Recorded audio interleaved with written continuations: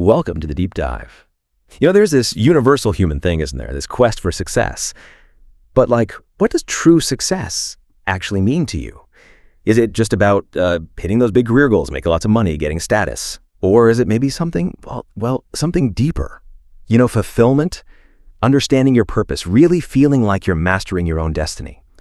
Today, we're doing a really fascinating deep dive. We're looking into excerpts from Deepak Chopra's The 7 Spiritual Laws of Success. And just that title, right? Spiritual Laws of Success. It immediately makes you think. It sparks that curiosity. It's like, okay, here's a totally different way to look at achievement. Way beyond just the material stuff. So our mission, what we want to do in this deep dive, is basically distill the core ideas from these 7 laws, as they're presented in our source material, and really understand how they lay out this path to, and I'm quoting here, master our destiny and develop our being. So it's not just a quick fix, it's a whole perspective shift. Yeah, and what's really fascinating is how the source talks about these principles. They're not just, nice suggestions or some kind of self-help fluff. No, they're described as simple yet rigorous laws, which together apparently offer the keys to success in all domains. So that tells you right away we're looking at a really holistic framework here, something designed to connect our inner world with what happens externally, creating that smooth flow between spirit and, results. Right. And just to give everyone a little context on Deepak Chopra himself, he's a pretty significant figure in that whole mind-body spiritual world. Our source points out he's a massive best-selling author, translated into 25 languages, reaching millions of people all over the globe. Plus, he directs the Institute of Medicine of the Spirit, Body, and Human Potential down at Sharp Healthcare Center in San Diego. So he's really bringing this interesting mix, ancient wisdom, Vedic traditions, combined with a more modern understanding. It's like building a bridge. Absolutely. And I think it's that specific blend that makes these laws so compelling, right? It gives them this kind of universal feel. They seem to tap into something really fundamental about us, about the universe. Doesn't matter what your background is. Okay, so let's dive right in. First stop on the journey, the Law of Pure Potentiality. Sounds pretty profound, doesn't it? Mm-hmm. Almost cosmic. But in the spiritual context, based on our source, what does pure potentiality actually mean? How does it connect to our everyday lives? Well, at its core, pure potentiality is basically this state where literally all possibilities exist. They're all inherent, limitless. Think of it as the unmanifest field, the source of everything that exists, and crucially, everything that could exist. It's where creation comes from, like a boundless reservoir of consciousness. And the source is quite specific. It says this state is experienced through silence, meditation, non-judgment, and communion with nature.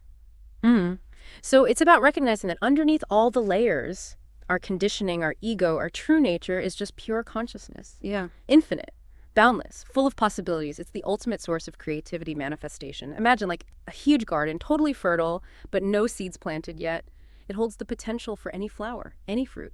That's pure potentiality. So it's about finding that limitless source inside us, not looking for it outside. And the source gives us these specific tools, silence and meditation.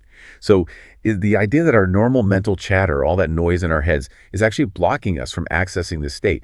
How do silence and meditation actually quiet the mind enough to tap into this pure potential? It sounds like opening a door to something really big. Yeah, that's exactly the implication. That constant internal monologue, the thoughts, the judgments, worrying about the future, replaying the past, it just clouds the view. It's like trying to see a reflection in water that's all choppy, right? The image gets distorted. Silence and meditation, they're presented as the direct ways to calm those waters, to get beyond the ego mind, which is always limited by its own experiences, and reach a deeper, much more expansive awareness. When the mind gets still, it's like it becomes this perfectly clear mirror. It can reflect and connect with that infinite field of possibilities. It's about creating that inner quiet. That stillness becomes the gateway. It lets those subtle whispers, intuition, inspiration, creativity actually come through instead of being drowned out by all the mental noise and external stuff. It lets you perceive things without the usual filters of, past baggage or future worries. That makes a lot of sense. Okay, and then there's this other crucial piece, non-judgment. What's really insightful there is how letting go of judgment, judging ourselves, judging others, even judging situations, is shown as a way to become more open. Which raises a big question, doesn't it? How does taking off those mental filters actually let us see more possibilities instead of just limiting ourselves with our old ideas or biases? Because honestly, judging feels almost automatic sometimes. Oh, it absolutely feels automatic. You're right. But think about what judgment is. By its very nature, it limits things. When we judge, we slap a label on something, we categorize it, define it, and when we do that, we basically restrict our view to what we think we know, usually based on our past. This builds up these rigid mental boxes that literally stop us from seeing new options or understanding how complex things really are. It's like wearing blinders, you only see straight ahead. So by practicing non-judgment, by consciously letting go of that habit, we cultivate the state of openness, of acceptance. We become way more receptive to new information, more understanding of different viewpoints, and definitely more adaptable when things change. And that wider awareness is absolutely essential if you want to spot and grab opportunities that you might otherwise just dismiss because of your built-in biases. It lets you see reality more clearly without the filters of your conditioning. And that's step one for accessing infinite potential. It's about widening your lens. Okay, widening the lens. I like that. And the last element mentioned is communion with nature. Lots of people feel that, right? That being in nature is just good for you. But how does connecting with the natural world specifically help us access this pure state of potentiality? It's about feeling grounded, getting perspective. Or is there like a deeper energetic connection going on? I think it's really a powerful mix of all three. Nature itself, it operates from this field of pure potentiality, doesn't it? There's no resistance, no judgment. A tree doesn't judge itself for growing.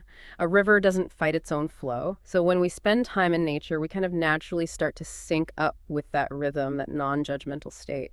It definitely grounds us. It pulls our awareness out of the busy, often anxious human world of clocks and deadlines and into the present moment, which feels timeless, expansive.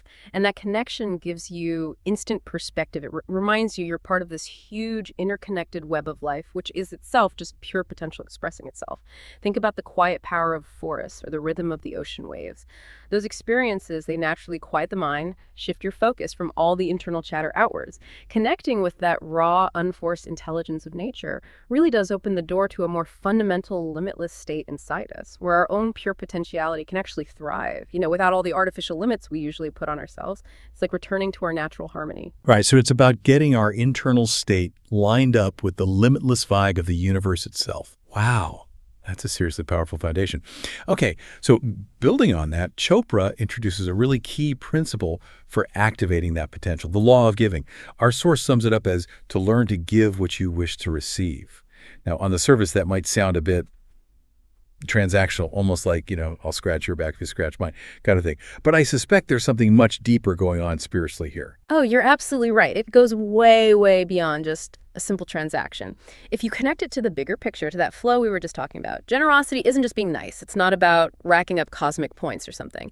It's presented as a fundamental mechanism for activating the flow of abundance into your own life.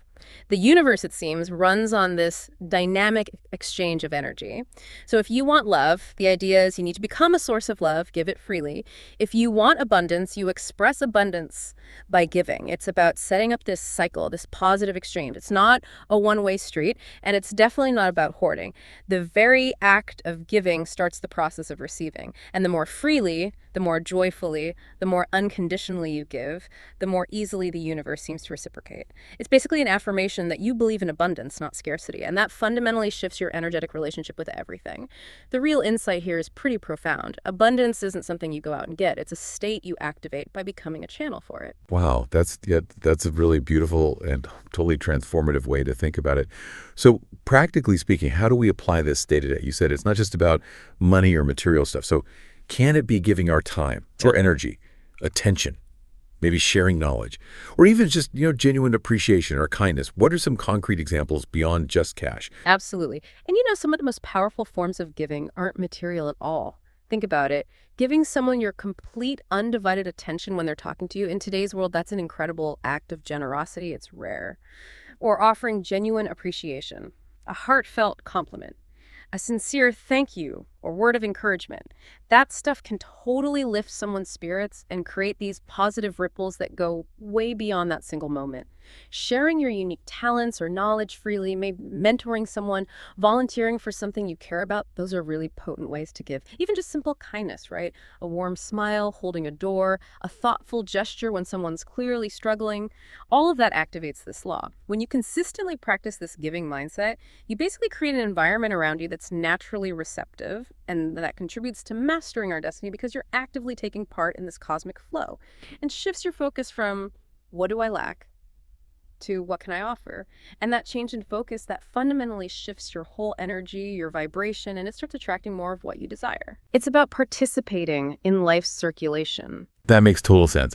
Opening those channels of giving and receiving, becoming like a conduit for positive energy, okay?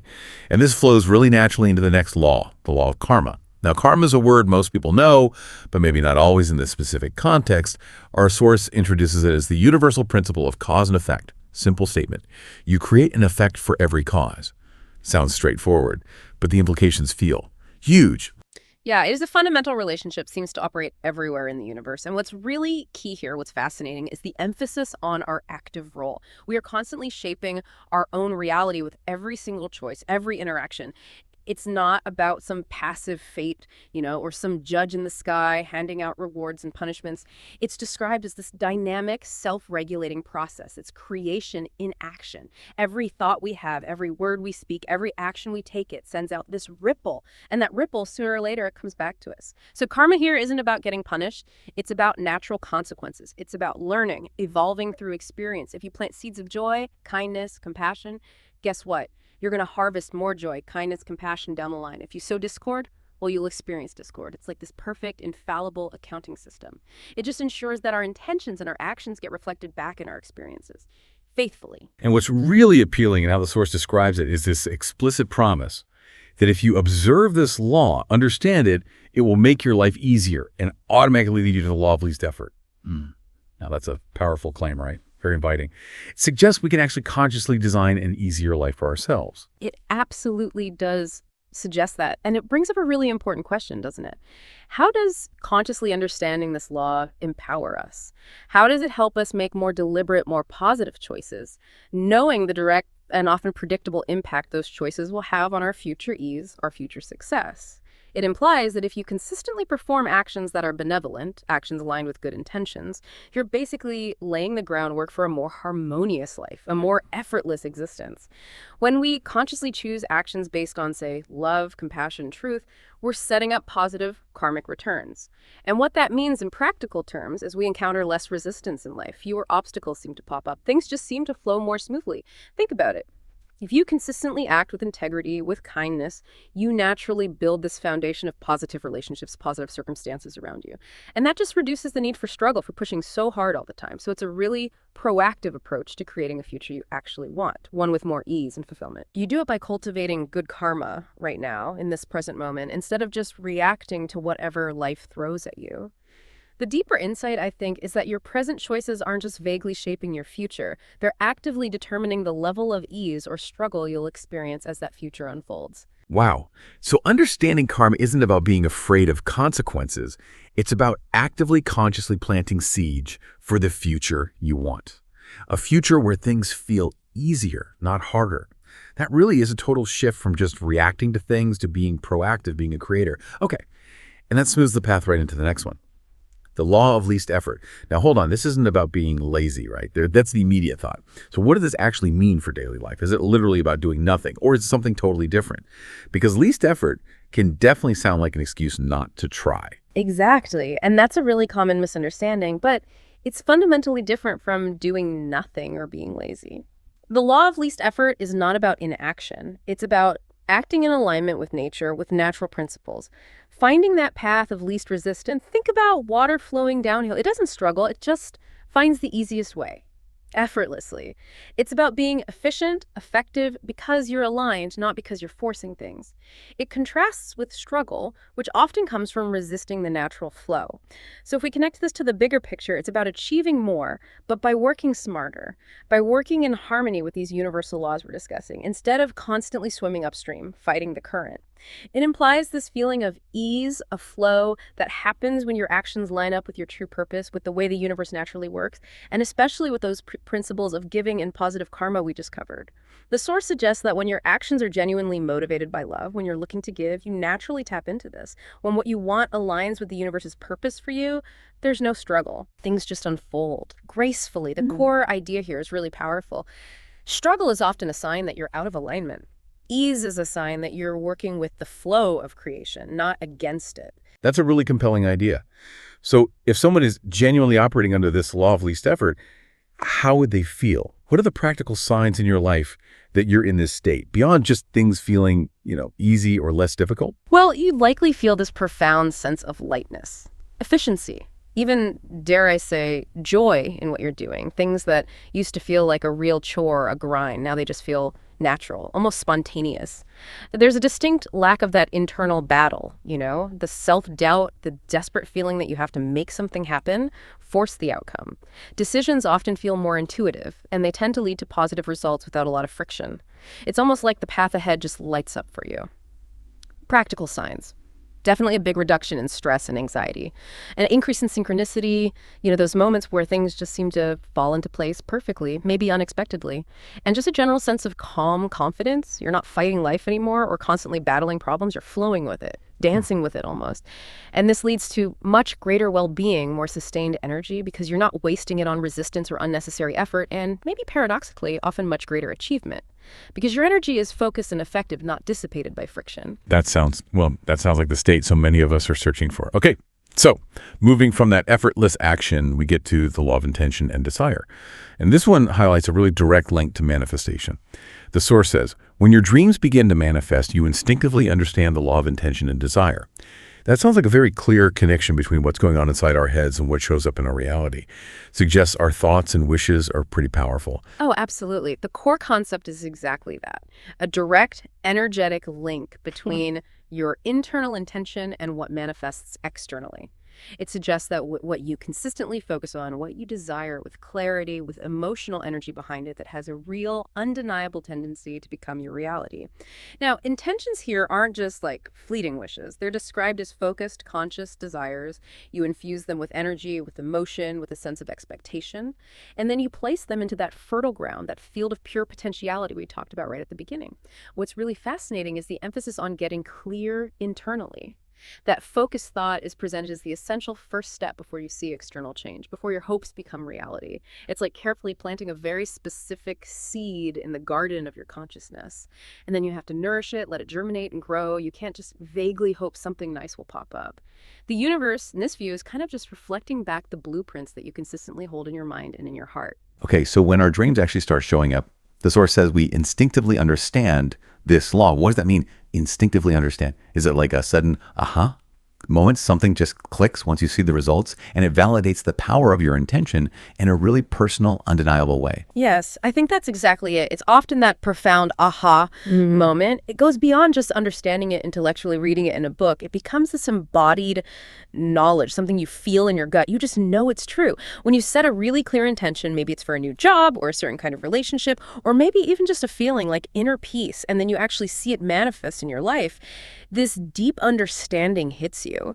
Your consciousness is an active player. It's a powerful force in creating your reality. It stops being just a theory. It becomes a verifiable truth based on your own direct experience. That makes it undeniable for you. Which, of course, raises another important question. How do you actually cultivate those clear, unwavering intentions and desires that truly serve your highest good and aren't just, fleeting whims or things society tells you to want? It really points to the power of sustained focus, mental and emotional focus in this whole creative process. It urges us to be really mindful about what signals we're sending out to the universe, because apparently it's listening and it responds. That's a huge point, isn't it? Cultivating unwavering intentions. Okay, and that leads us perfectly into what might seem like a total contradiction, but it's presented as absolutely crucial for manifestation: the law of detachment. Now, here's where it gets really interesting and maybe a bit counterintuitive for a lot of people listening. The source clearly states, for your desires to spontaneously manifest, it will help you practice the law of detachment.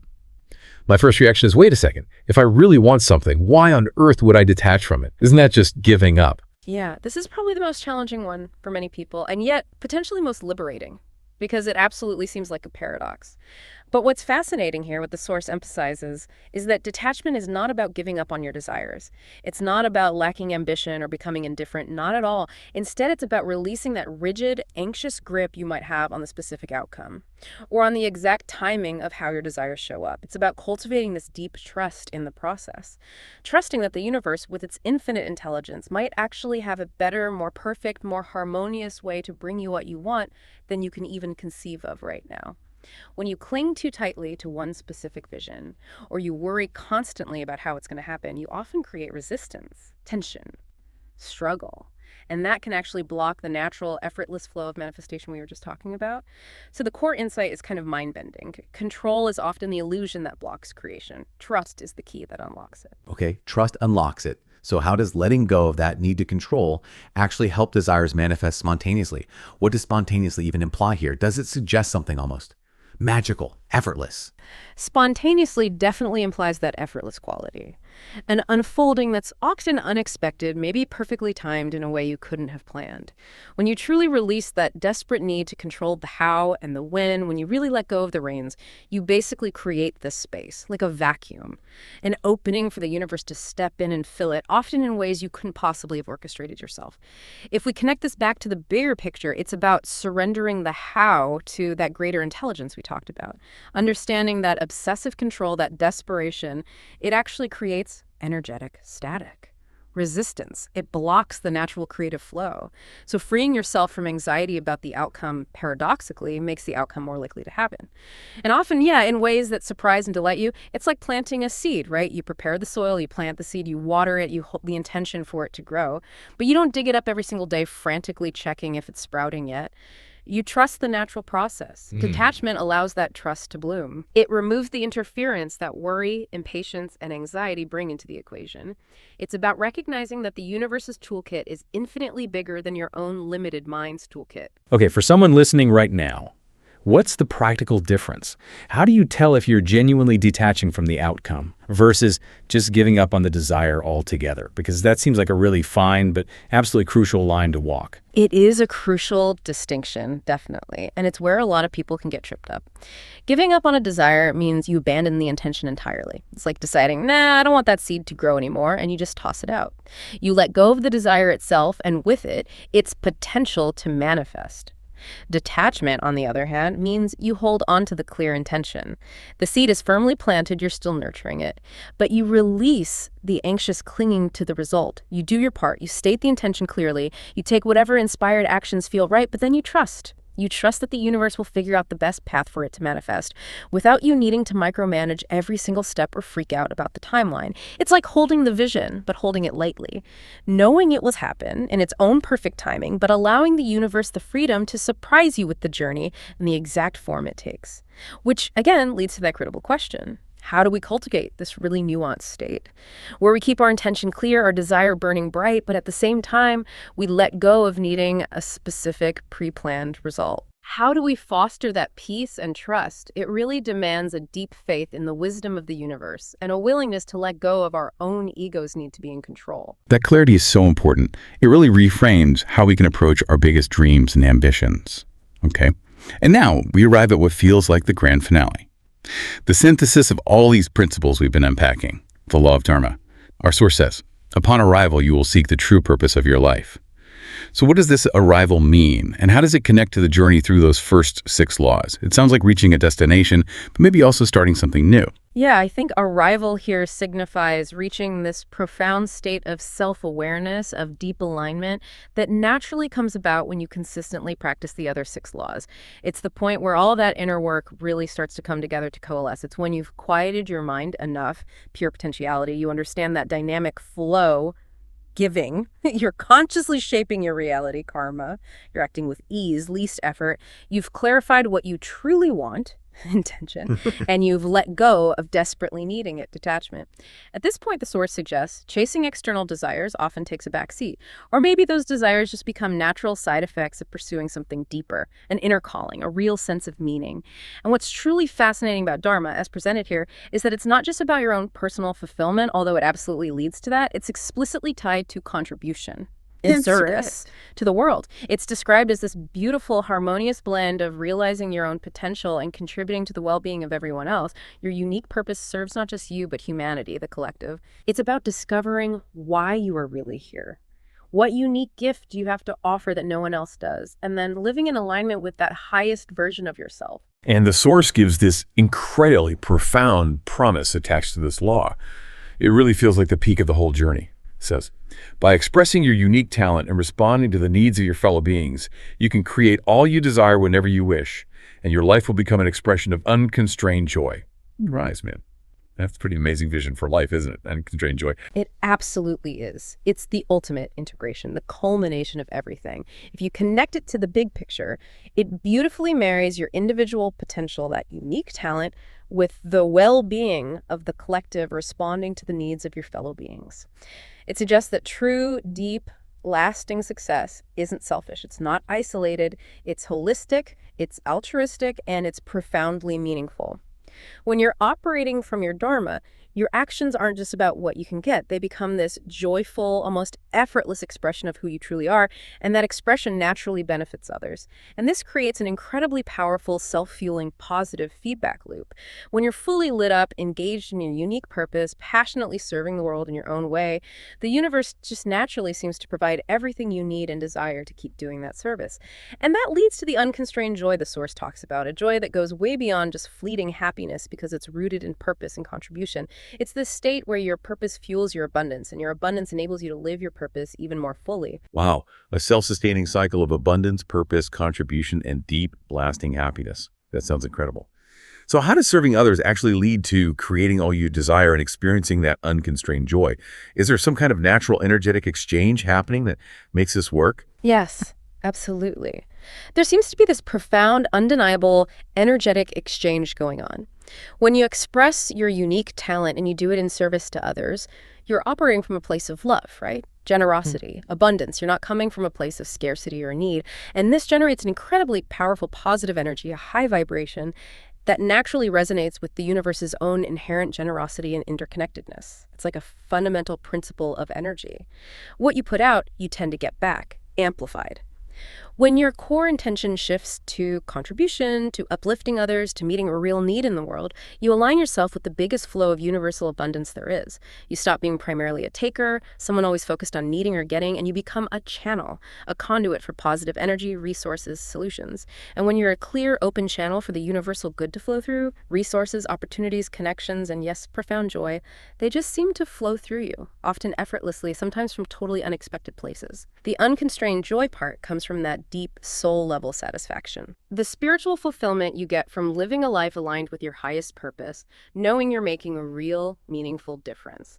That kind of joy transcends the ups and downs of happiness based purely on external things like achievements or possessions, which of course brings up that final important question for anyone listening.